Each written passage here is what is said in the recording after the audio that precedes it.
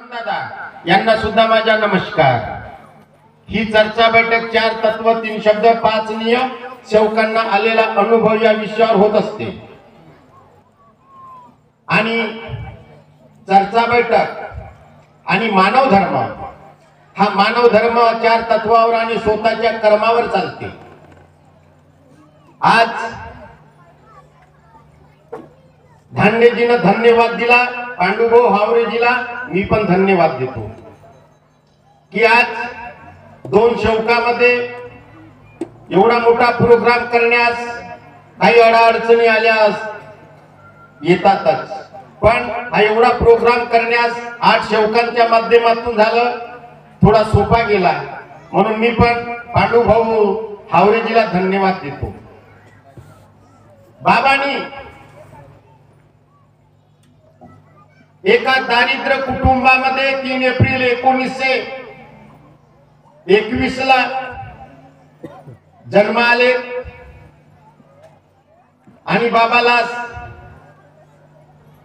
7 असाव याकरिता परमेश्वराने 1 जुलै 1926 ला आई जन्म आली खापा या गावी। 1938 मध्ये आई बाबाचा लग्न झाला। लग्न झाल्यानंतर बाबाच्या परिवारामध्ये दुःख आले आणि लग्नानंतर 7 वर्षांनी 26 नोव्हेंबर 1945 ला सोमवार दिवशी बाबांनी या भगवत कार्याची ज्योत लावली। त्या माध्यमातून बाबाने एका भगवंताची प्राप्ती केली।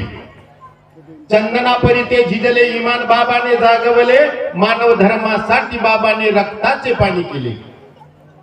तुम्ही आम्ही काही केलं नाही, सर्व काही बाबाने केलं, सर्व काही आईने केलं, परिश्रम केलं। बापाने कमवलेल्या मालावर आपण फक्त कोलाट्या मारत आहोत, काहीच केलं नाही। आई बाबाच्या व्यतिरिक्त मंडळातले कर्मचारी असो, त्या ठिकाणचे पदाधिकारी असो, मार्गदर्शक असो, सेवक असो या सेविका, कोणच काही केलं नाही। सर्वांनी स्वतःच्या स्वार्थासाठी कार्य केले। प्रत्येक सेवक आपल्या परिवाराच्या दुःखासाठी मार्गावर आले। प्रत्येकाने स्वतःच्या परिवारासाठी कार्य केले, म्हणजे महान त्यागी बाबा जुमदेवजीने कार्य तुमच्यासाठी माझ्यासाठी केले, म्हणून ते महान झाले। आम्ही महान नाही होणार। ज्यांनी तत्व शब्द नियमाचे पालन केले ते सुखी झाले।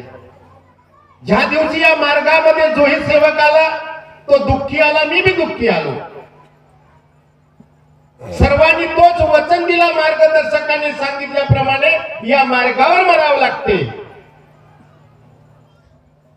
मरायचं कसं? धांडेजीने सांगितलं कसं मरायचं आहे।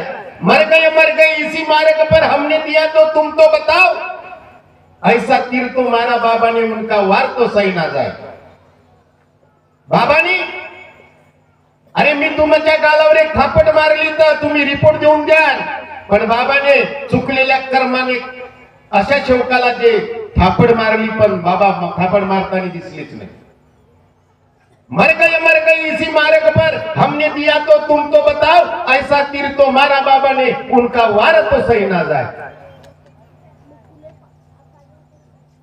झगडा अशा व्यक्तीशी करा का जो आपल्या नावाची रिपोर्ट देऊ शकत नाही, अशा माणसाशी झगडा करा।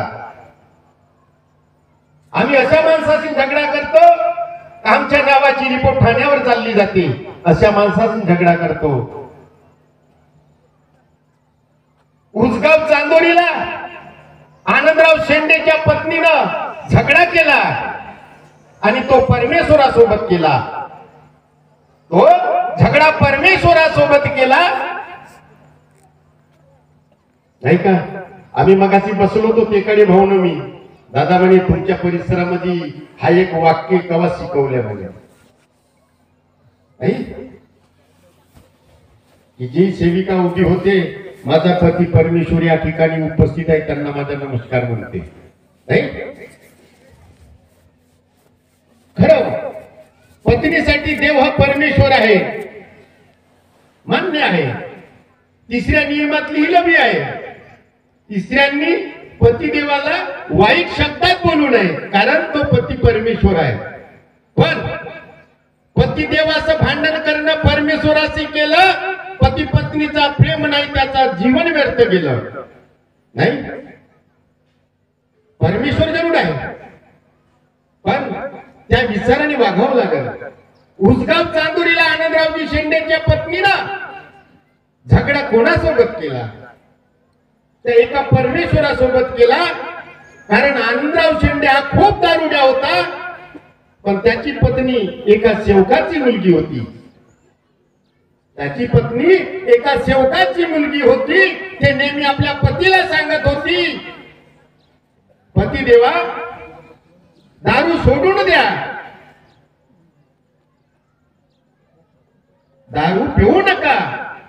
आज लहानाचे मोठे आपले मुलं मुलगी झाली, उद्या लग्न करायचे, दारू मध्ये सर्व पैसा गेल्यानंतर आपण काय करणार? या मार्गावर भगवान जागृत आहे. तुम्ही या मार्गावर या. हर सेवकाची बाबाने इच्छा पूर्ण केली, तुमची बी जरूर इच्छा पूर्ण होईल. परमेश्वरा माझं काहीतरी ऐका. पण आनंदराव भाऊ शेंडे उसगाव चांदोरीचा पत्नीचा अजिबात ऐकत नव्हता. पण बाईने अगरबत्ती लावली आणि ज्योतही लावली, नाही पण आनंदराव भाऊ शेंडेला नाही दिसली अगरबत्ती लावतानी. आनंदराव भाऊ शेंडेला नाही दिसली ज्योत लावतानी.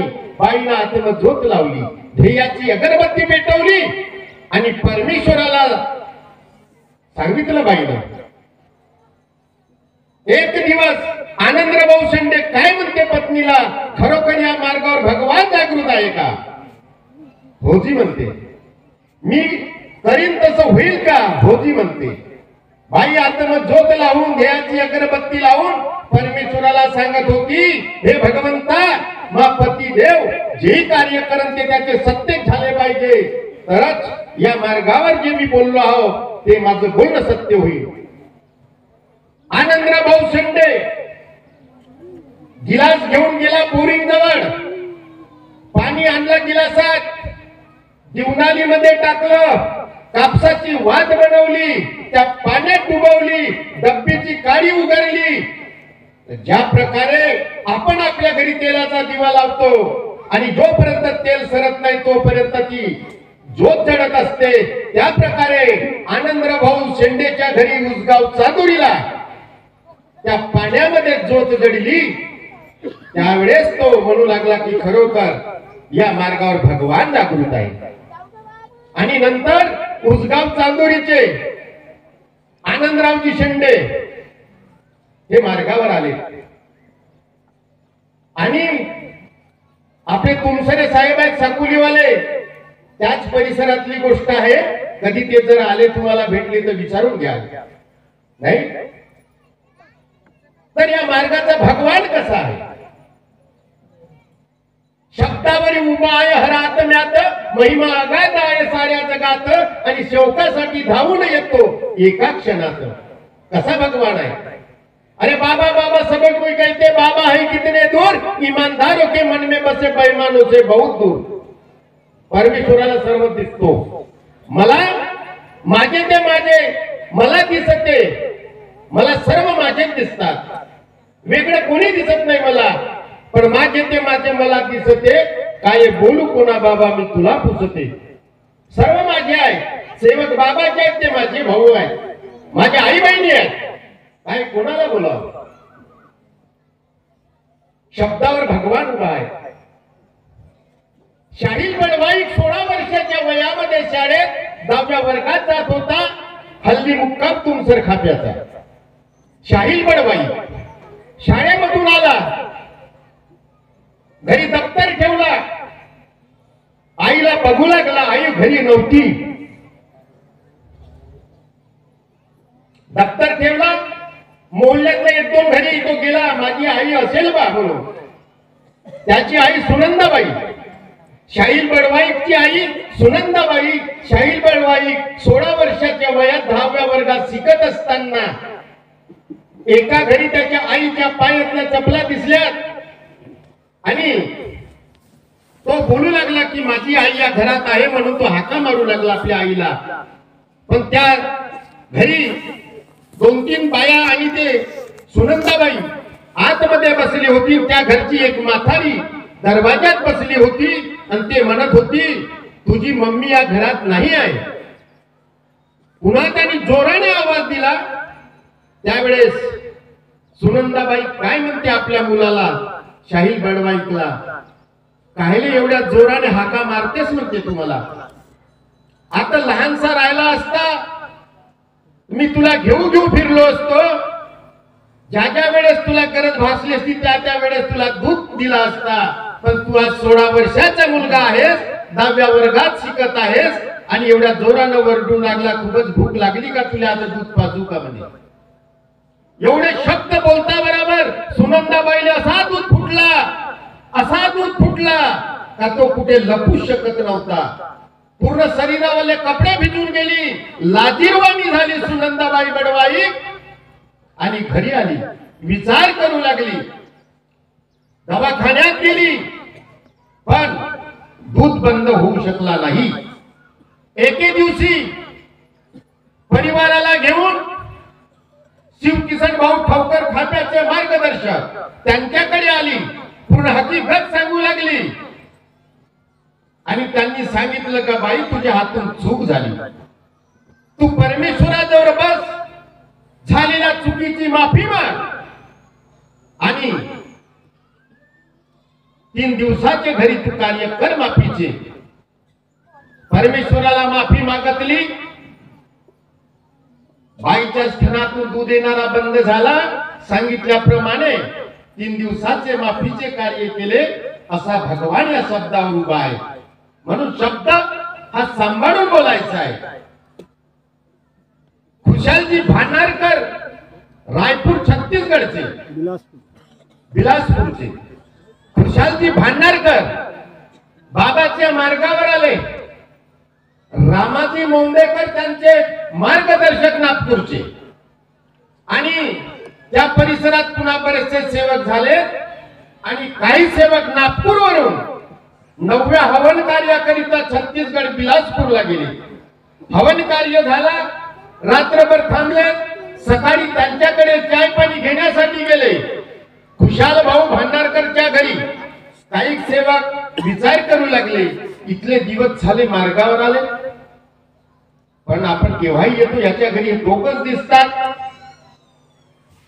असे तुम्ही दोघच होते आणि दोघच आहोत. कारण मार्गावर किती दिवस झाले बापा 12-13 वर्ष झाले मार्गावर आलो आम्ही. पण कशासाठी आले तुम्ही मार्गावर? आम्हाला मुलबाड नाही म्हणून आलो. मग मुलबाड झालं नाही? नाही जी, झालंच नाही. नाही असं नाही होणार, तुम्ही कुठंतरी चुकले. आता खुशालराव भांडारकर पत्नीले म्हणे तू चूक सांग. ते म्हणे मी नाही सांगत, तुम्ही सांगा ना. तो बी चूक सांगे नाही, शेवटी चूक सांगे ना, सेवक चूक सांगे. अशा वेळेस त्यांनी सांगितलं त्या सेवकांनी, त्यांच्या घरी असणाऱ्या सेवकांनी काय सांगितलं, आता तुम्ही दोघही काही सांगूच नका, तुम्ही 8-4 दिवसांनी या. 8-4 दिवसाने आले कामठीला. कामठीला आल्यानंतर मग त्यांच्यासोबत मोहतुरे परिवार हा बाबाकडे त्या खुशालजी भांडारकरला घेऊन गेले आणि त्या ठिकाणी संपूर्ण हकीकत सांगितली. बाबाला सांगितली.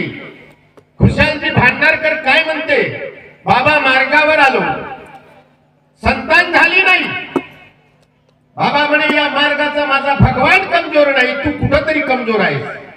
हो बाबा म्हणे मी जन्माचा नपुसक आहे, मी जन्माचा नपुसक आहे म्हणून मला मूलबाळ झालं नाही.